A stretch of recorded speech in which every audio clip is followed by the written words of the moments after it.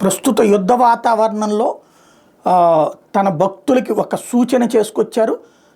సర్వజ్ఞ పీఠాధీశ్వరులు కంచికామకోటి మూలాంనాయ సర్వజ్ఞ పీఠాధీశ్వరులు శ్రీమత్ పరిమహంస పరివరాజకాచార్యులు జగద్గురులు పరమ పూజ్య శ్రీ శంకరాచార్య శ్రీ శ్రీ శ్రీ శంకర విజయేంద్ర సరస్వతి స్వామివారు, తదంతేవాసులు శ్రీ శ్రీ శ్రీ సత్యచంద్రశేఖరేంద్ర సరస్వతి స్వామివారి నుండి ముఖ్య సందేశం.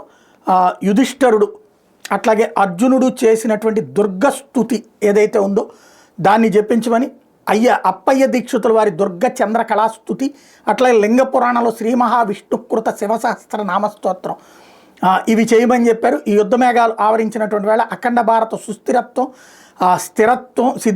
సుస్థిరత్వ సిద్ధ్యర్థం, హర్షధర్మజన సౌభ్రాతృత్వ సిద్ధ్యర్థం, సర్వేషాం సనాతన ధర్మ సముపార్జనార్థం, భారతీయానాం ఐక్యతా సిద్ధ్యర్థం, శత్రుముఖ వినాశనార్థం అంటూ ప్రకటించారు.